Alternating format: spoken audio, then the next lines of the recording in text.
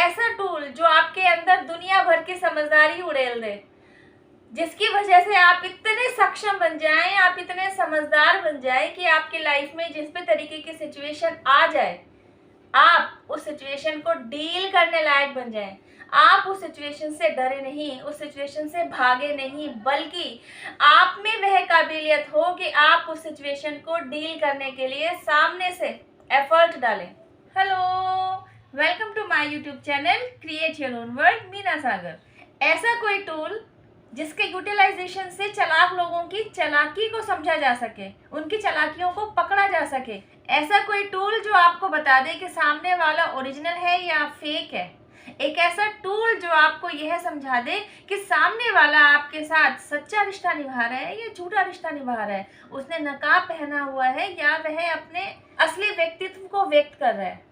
आप में इतनी काबिलियत आ चुकी हो कि आप उस सिचुएशन को सामने से डील करने के लिए इनिशिएटिव लें। एक ऐसा टूल जो आपकी लाइफ की झूलती हुई सिचुएशंस में भी आपको खुश रहना सिखा दे, जो न केवल आपके अंदर की सोई हुई पावर को जगा दे बल्कि आपके अंदर की स्ट्रेंथ को बूस्ट भी दे।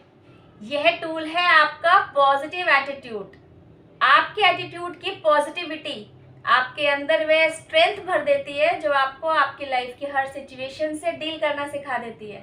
मोटिवेशनल वीडियोस देखी, आप इतने एनर्जाइज्ड हो गए, आप इतने इंस्पायर्ड हो गए कि आपने अपने आप से वही प्रॉमिस कर लिया कि अब मैंने अपनी लाइफ को इस तरीके से देखना है, मैंने अपनी लाइफ में आई हुई सिचुएशंस को इस तरीके से डील करना है, मैंने अपनी थॉट प्रोसेस को इस तरीके से चलाना है, मैंने अपने आप को काम रखना है, पीसफुल रखना है।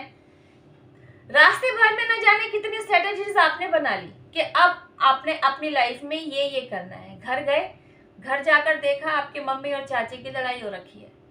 आपने रास्ते भर में जितनी भी स्ट्रेटेजीज बनाई थी सब बंद, और आपने क्या किया? अननोइंगली आप जाते ही उस झगड़े में इन्वॉल्व हो गए। आपको होना ही पड़ा क्योंकि आप उन दोनों से ही जुड़े हुए हैं। तो उनके बीच के झगड़े को निपटाते हुए आपकी अपनी ग्रोथ पर काम करने की जो भी सारी स्ट्रेटेजीज थी वो सारी डब्बाबंद हो गई। फिर आपने अपनी लाइफ की समस्याओं से निपटने के लिए अध्यात्म से रिलेटेड वीडियोस को देखा, आपको बहुत अच्छी लगी, आपने वहां से इंस्पिरेशन लिया।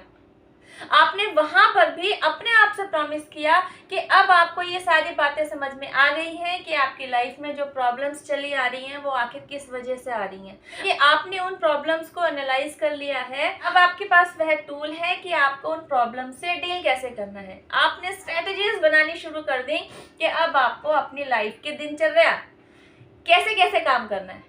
घर गए, घर जाकर देखा घर की बिजली गुल, वाइफ ने बताया डेसू वाले बिजली का कनेक्शन काट गए हैं because of lack of money. आपने बिजली का बिल डिपॉजिट नहीं करा, डेसू वाले आए और आपकी बिजली का कनेक्शन काट गए। Then what to do?